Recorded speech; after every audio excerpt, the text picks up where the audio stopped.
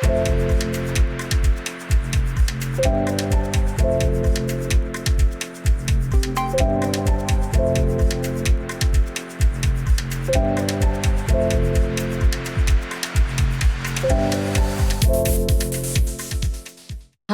I'm Elise Tan, and I'm your host for this episode of Hard Truth by Vertex. I'm really pleased to be speaking with Pratik Gandhi, co-founder and COO at Nium.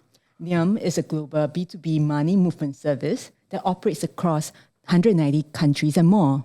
It has climbed to unicorn status after raising $200 million in 2021. Vertex Ventures Southeast Asia led Series A in Nium, which was actually called InstaReM back in 2016. Pratik, I believe that 2016 is also when you joined Nium. So tell us about the journey that it has been for you since you joined. Oh, great. I mean, the journey has been fantastic because I still recall that way back in 2016 when I had joined. The day I joined was the day that Prajit picked up an office. He earlier used to work out of the Vertex office. Oh, yes. And, our co-working space. Yeah, exactly, right? So, and the office that we had picked up was a dilapidated part of town. It was Tanjung Pagar, but 28th floor of a building which doesn't exist anymore.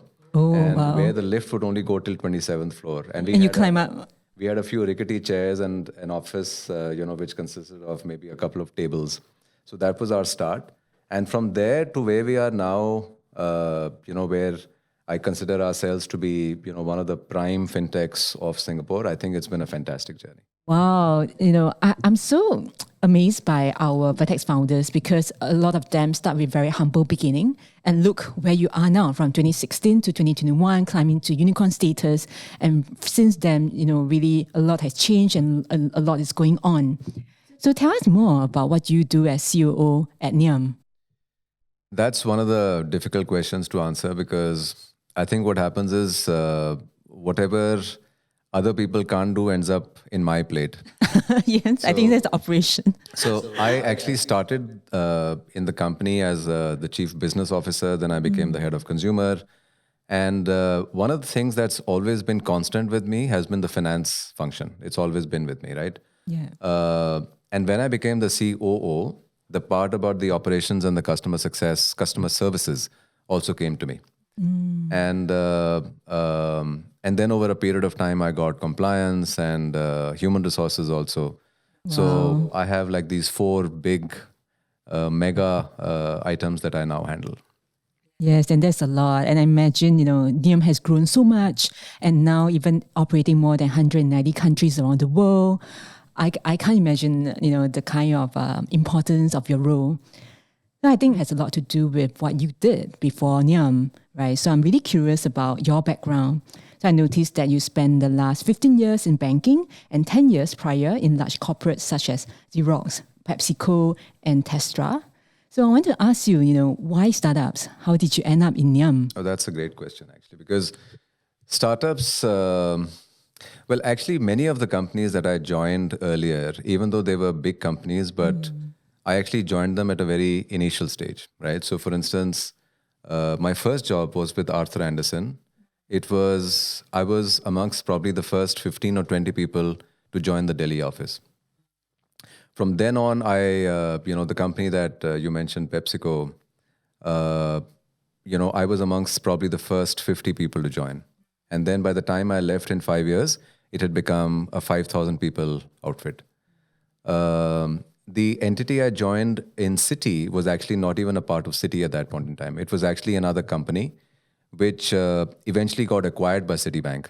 Ah, okay. And again, it was, I was amongst the first few. So I'm kind of used to the madness that comes and all the excitement for all the small successes that you get in a startup. So for me, being a part of a startup was never difficult. So, when I joined InstaReM, it was never really, too difficult for me to gel into the culture. Got it. How did the whole, conversation with Prajit come about? So it's a very interesting conversation, the way it started, because so we were introduced by Fullerton, which used to be my earlier company. And the background is I used to work out of the Bombay office of Fullerton. And my family was based here in Singapore. And this whole thing about coming and going from Mumbai to Singapore wasn't really working out. So I told these guys, I said, I need something in Singapore. So they said, look, we have a very small office here, but we have just invested in another, like a small entity here in Singapore, and we can introduce you to the CEO and see things if work out. And so they introduced me to Prajit, and as Prajit says, that for the first 10 to 15 minutes, I was the one who was, trying to tell him about what my background is. And for the next 45 minutes, he was trying to convince me to join him. That's nice. And I think, if you look at it in terms of our complementary skill sets, I think it's really worked out well because, Prajit is a very outgoing person. He's very salesy. And on the other hand, I have done a lot of this back-end stuff as well. And I understand business. So it's really, I think the partnership is done pretty well. And you mentioned about how Prajit is a different kind of character, and obviously he do well in his role. But do you feel like sometimes, you have to rein him in, perhaps? You have, I don't know, how do you balance it? If you ask me indirectly whether we fight all the time. Okay. There's always that, indirect thing. He's got his views, I've got my views. But listen, at the end of the day, I think we all have to understand the fact that there's only one captain of the ship. Yeah. Right? And what I know about, so one of the things that, I respect about Prajit is that if you reason out something with him, yes, then, he wouldn't unnecessarily say that, listen, I've taken a stance and I'm not going to change that stance. That doesn't happen. Yeah. In fact, there are many occasions when, he comes back and says, I think you're right. I think we should, go back to what you were saying. So, but many times it's his word, and, that's fine. He's, like I said, there's only one captain of the ship, and that's completely okay with me. But there's never been an instance where we say, for instance, and that actually happened in one of the banks that I used to work for, where somebody said you should make a report which actually gave wrong information. Okay. And because the bank, had this structure where I could talk to my business as well as my main finance role head, I complained, and, that guy had to back off. Those kind of issues have never happened. So it's an issue of integrity, right? Integrity is never... So Prajit is holier than thou in this respect. And in that respect, he and I both understand that, listen, we are both very integrally invested in this company, not just financially, but even in terms of reputation. Yeah. It's a very highly regulated entity. Definitely. So there's nothing that we would do which would, put that whole question mark on the company's future. Yeah, we are really glad to hear. It's not easy. It's really not easy. I mean, in the world of business, a lot of people think about, whatever it takes for growth, whatever it takes, right? But the truth is that to run a company for the long term, right, to be able to stand strong and really be able to stand against any criticism, is important that we hold the integrity. And tell us more about it, so I understand that Nium is able to move money because you have bank accounts open across the world. So how do banks partner with Nium? So, our go-to strategy, or the most ideal scenario, is that we have one bank who gives us most bank accounts in most countries. But that obviously is not going to happen, because if there was such a bank, then nobody would need us. Yes, right? That's right. We are the ones who are giving that 190 countries and 100 countries of real-time access, etc. So what we do is we go to every country and see which is the best bank or banks in that location who can give that connectivity that we are looking for, who've got the APIs, for instance, which are friendly for us to use, which we can consume.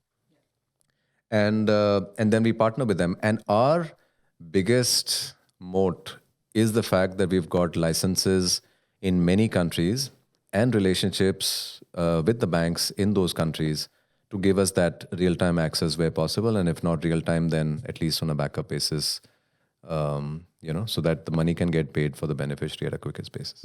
Got it. So one of the bigger moats is the fact that the licensing activity that we do ultimately takes us anything from, actually it used to take us 1 year earlier, but I think for some reason it's taking more and more time. So Why? Why is that? why? Because I think regulators are becoming a little more cautious in many cases. Got it. So I'll tell you one of the, I don't want to name the countries, but in one case, I thought we had taken a long time when the regulator took us 1 year. That was one of the first ones we did. The second one in a similar geographical location took 2 years. And we thought that was a lot. Then we went to another country, which was a developed country, and that took over 3 years. Wow. And not just 3 years, they wanted some local representative to be set up over there. Very expensive location. So we were paying, I don't know, maybe some 15, 20,000 US dollars for that one person to do nothing in a day. Wow. But just be there to talk in their local language and just be available to answer any questions. I see. So, Wow.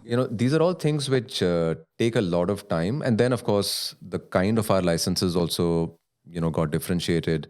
Rather than simple money transfer licenses, we started getting EMI, which actually allows us to hold funds like a bank. I see.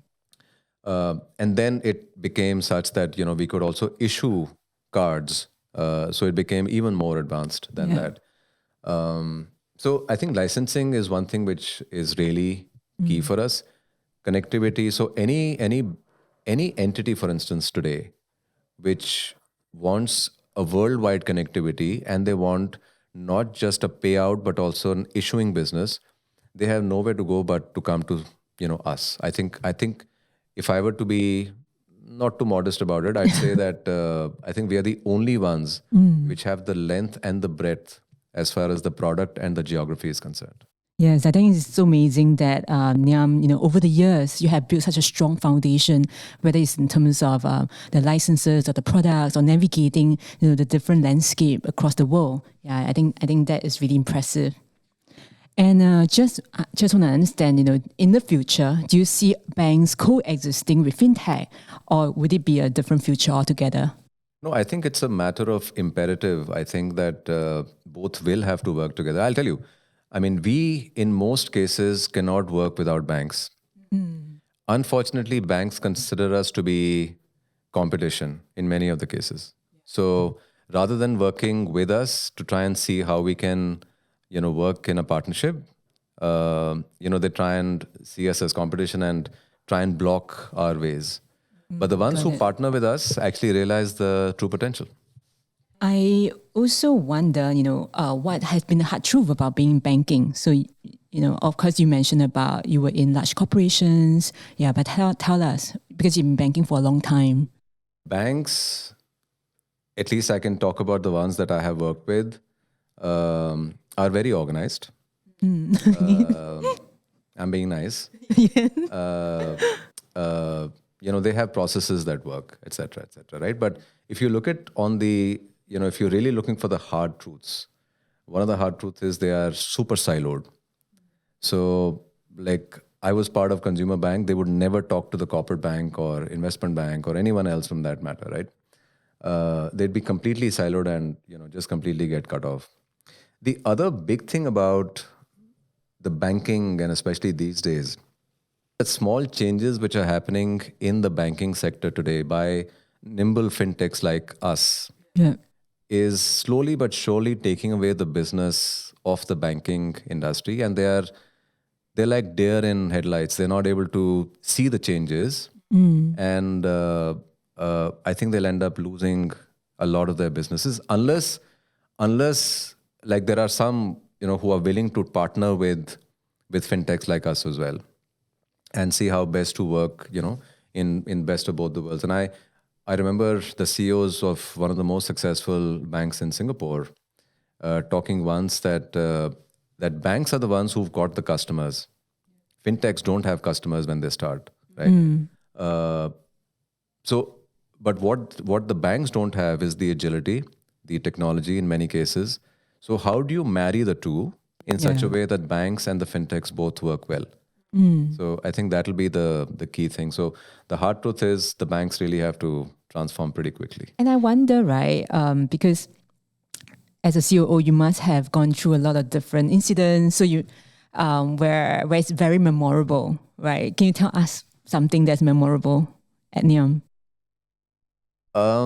Look, there have been instances, for instance, and those are indelible memories where, for instance, we almost ran out of funds a few times. And those are times when, as a team, you come closer together because you've gone through that hardship. And, so there's one instance when, for instance, there were 3 VCs lined up and one by one, all 3 of them disappeared. And when was that? That was the first time?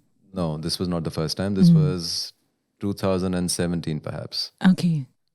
So 1 year after I joined, and I told Prajit, I said, listen, yeah, if you want to cut my salary, it's okay. And please understand one thing, when I joined the company, I was already at 50% of what I was earning in my corporate job. So I told him, yeah, listen, if you want to cut the salaries, that's fine. He says, it's okay, we'll see. And then, by the way, Genping was the one who introduced us to one of his friends in GSR, and that meeting took off very well. And then we just went to Beijing and did a presentation to the wider team, the investment committee. And within a couple of weeks, we had the money. But that whole time period when we were thinking, will we, won't we, last, is something that's pretty indelible and, very difficult to forget. And I think it's really a period of uncertainty. Yes, exactly.